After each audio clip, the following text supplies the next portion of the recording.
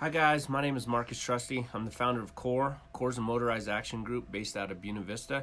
We are dedicated to keeping all trails open in Colorado. Comments are currently open for the travel management process that stems from the PSI lawsuit. If you haven't watched our video on the PSI lawsuit, please do so. We also have a comment video on how to submit substantial comments on our YouTube channel, Keep Trails Open. If you watched our video on the history of the PSI, you may have seen me mention the 1984 Forest Plan. And the plaintiffs used the 1984 Forest Plan to challenge several routes that they considered illegal that were on the MVM and open for motorized use. And so the 1984 Forest Plan map was created. It had zones in it. These zones depicted where you could and couldn't recreate with motor vehicle. And unfortunately, if the zones were not correct or didn't account for the roads that were on the ground, then it would look like a road was in an area where it wasn't supposed to be. And if we look at the background information here, the 1984 Forest Plan, it was approved in November of 1984, and the corresponding PSI travel map and travel order was approved in October of 1984. And the relationship between the management areas identified, the travel map described in the monitoring and evaluation section of the LMRP on pages 4 through 16. Management Area 3A emphasizes semi-primitive non-motorized recreation in roaded or non-roaded areas. There are a total of 19 3A MAs identified in the LRMP. These areas are closed to public motorized use and were originally drawn on the map with the intention of keeping all existing public routes outside of the 3A management areas. Therefore, by definition, any routes that are shown on the 1984 travel map as open for public motorized use should not and cannot be located within any of the 3A polygons. And due to the 1980s technology limitations, and these boundaries and road locations and land ownership data were not accurately synchronized during the development of the LRMP. And so spatial polygons for each of these MA were created based on the original lines from the original map. And since that time, increases in technology have increased the accuracy of this data. So these polygons can now be accurately matched up with ownership boundaries and roads. These technological advances have recently resulted in the identification of numerous existing public road segments and some non-public road segments currently under analysis for conversion to public road segments. And so basically what they're saying is that in 1980, the technology, we didn't have GPS technology like we do today. There was no Google Earth. They were relying off of people giving information based on these areas. And then they sat down around a table and drew on a map of where these segments would be. And obviously they didn't get everything correct because many of the existing roads that are actually on the 84 Forest Plan map were included in non-roaded areas. And so we're going to talk about 3 of these areas in this video. So we have Twin Cone, which is a highly popular trail off the top of Kenosha Pass. Lost Canyon, we've been getting tons of emails, questions about Lost Canyon and the new signs that are up there. And then the Halfmoon area. We're talking about Champion Mill and then the South Halfmoon Trail to the Iron Mike Mine. All 4 of those trails were contested routes in this lawsuit based on the fact that roads entered areas that the polygons were saying that there was no roads or there was not supposed to be any roaded activity there. That's obviously incorrect. These roads have been on maps from the United States Geological Survey. We have several of them from the 70s and 80s before the Forest Plan was even accepted. And so the Forest Plan didn't recognize these areas of roads. That's where we're having some of the issues to this PSI lawsuit, and that's where the plaintiffs sued the Forest Service saying roads are in non-roaded areas. And it's not. They'll call them user-created routes as a buzz term, saying that, well, that's not a legal route, it's user-created. No, it's not. It's always been there. It was on the map before 1984. The Forest Plan just didn't recognize it in 1984. The mapping technology was not good, and so the polygons were not drawn correctly. And so they're suing over this technicality, and it's up to us to make sure that we, comment on these areas and comment in favor of keeping these roads open. And so let's look at Twin Cone first. We need to make comments on Twin Cone to hopefully keep the upper section of this trail open. It's very important that we make specific comments to Twin Cone, which is FSR Forest Service Road 126. Okay?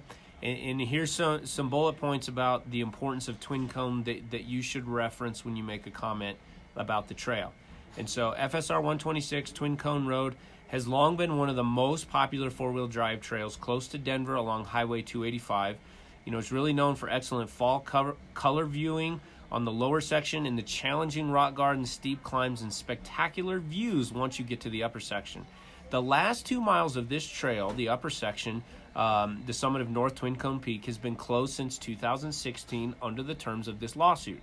And so this is a section that entered into a 3A management area, and it affects the most interesting and technically challenging part of the trail once you get up above tree line.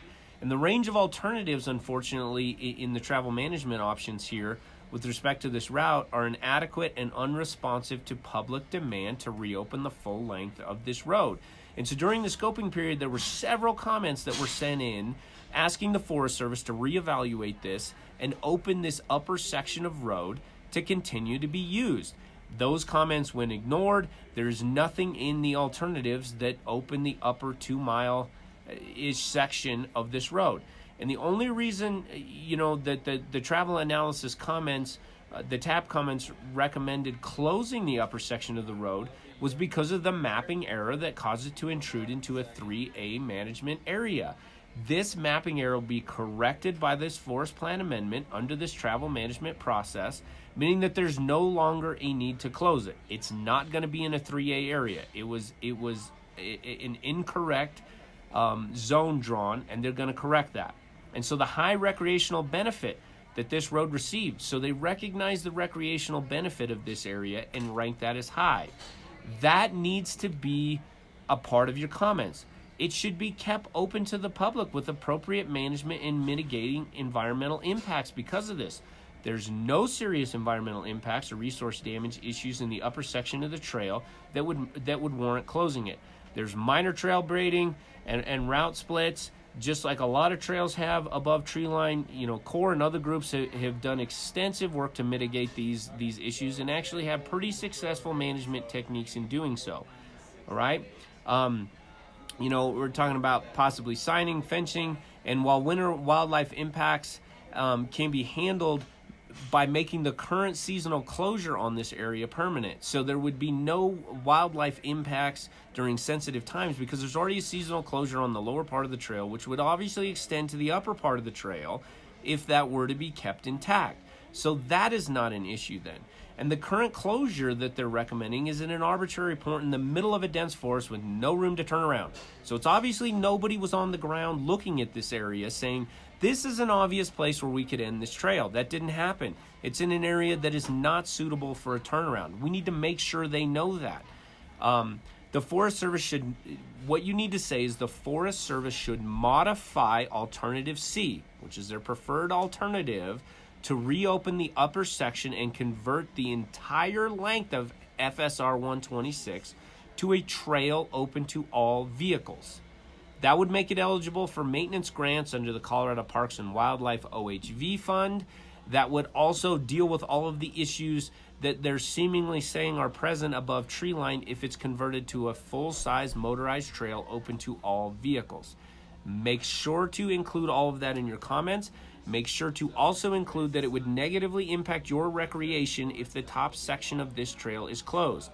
When you comment, make sure you notate any groups that you're affiliated with. If it's CORE, if it's Mile High Jeep Club, if it's Colorado Four Wheelers, if it's the State Association, COVCO, TPA, whatever it is, make sure to include all of the groups that you're associated with. All right, let's talk about Lost Canyon. We've been getting blown up with phone calls, with emails, with private messages about what the deal is with the signs before the end of the road on Lost Canyon. Here's a picture of them. Probably several people have seen this area, and we've been sent this same picture multiple times. So Lost Canyon was another route that was contested because guess what? It enters into a 3A area in the 1984 Forest Plan map. And you can see here that the emblem, for some reason, ends at this section of private property that is not the full length of the road. It doesn't go to the road split where the road heads east down to the overlook for Clear Creek Reservoir, or it doesn't head west up towards the the old repeater and communications towers on the ridge heading towards Quail Mountain. It just ends arbitrarily in the middle of nowhere with no turnaround. And you can see from that photo that vehicles have now driven on the tundra in an attempt to turn around right there. It's not a good section to end the road. And then if you look here at the 1984 Forest Plan map, it does show the south section of that road. It doesn't, the east section of that road that goes down towards the Clear Creek Overlook. However, it doesn't show the west section of the road for some reason that goes up towards Quail Mountain. But if you look on this map, this United States Geological Survey map of Chaffee County, published in 1980, so the data was collected in the years before 1980, it actually has both sections of those routes on this map. And so the dash line here in many sections of this map, it's actually labeled a Jeep trail. So it's acknowledging that it's a four-wheel drive trail, acknowledging that it's a Jeep trail, and that people travel these Jeep trails for other forms of recreation. Maybe just traveling the trail by itself for their form of recreation, to access other areas, hunting, whatever your chosen form of recreation was, this was an access point. And so Lost Canyon was listed in the lawsuit because it entered into a 3A area. Now, unfortunately, there's nothing on the books right now that would correct this in the forest plan, but we need to point this out through our comments. And I'll see here, you can see that it is not threatened that the lower part of this road is for closure. The preferred option of the Forest Service is keep it as it is. It's an established road. It's a long history. They want to keep it as it is. However, you still need to make comments on this road, because just like we want to add some stuff to Alt C, like in Twin Cone that we're trying to get open, guess what? This was a challenged route, so the other side, the people that don't want us to recreate here, are going to be commenting that this area should be closed, or it should be a special use permit, or it should be admin only. Basically, you would not be able to drive to this up on Lost Canyon at all, let alone to the end of the road where we've always been going for decades, that for some reason is not on the MVUM. So make your comments specific. Make your comments about why you like to go up here, the types of recreation that you enjoy and you engage in this area.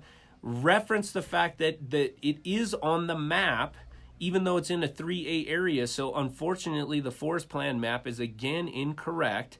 And make sure you also reference the fact that the MVUM does not even go to the ends of the road that were well established and documented before the 1984 forest plan. All right, the last sections we'll talk about are the Halfmoon area, FSR 110 and FSR 110J, more commonly known as Champion Mill in South Halfmoon and or the Iron Mike Mine.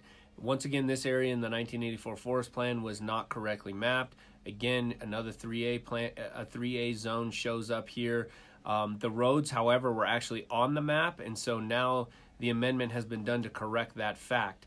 And so in Alternative C, these roads are set to be restored, mostly converted to full-size motorized trails, or basically keep the route as is so that we can still enjoy recreation in these areas. These are both core adopted trails. We've spent a lot of hours in this area this summer clearing avalanche debris and making sure that there's not off-trail issues and that these areas are in good condition. So this would explain why there's signs at the mill that say that the upper part of this trail going up on Mount Champion is closed, and then there was a sign after the Second Creek crossing at the obstacle on 110J.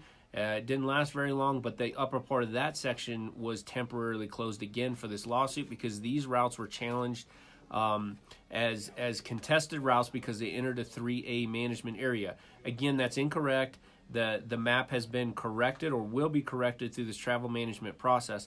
And just because they're scheduled to be kept open under Alternative C, the preferred option, these were again challenged routes. You need to make comments. You need to tell people, the travel management people in charge of this, why you love this area, why you recreate in this area. If you're part of CORE or other groups that have helped taking care of this area and expended volunteer hours and resources here to keep these trails open. Make sure to notate that. Make sure to notate that you are in favor of option C and to make these trails trail converted to full-size motorized vehicles, which again allow us to apply for state OHV funds. So there you have it. Hopefully some of this makes a little bit more sense now as far as why the lawsuit, has gone the way it is, what we need to do with travel management, some of these areas that have been in question. Please help us. We do a lot of work on the ground for you guys every summer, keeping trails open, advocating behind the scenes to keep trails open, and now we need your help. We need you to comment on these proposals. Please submit specific comments, put your name down, put who you're affiliated with, and tell them why you use the area, and tell them why it's important to you.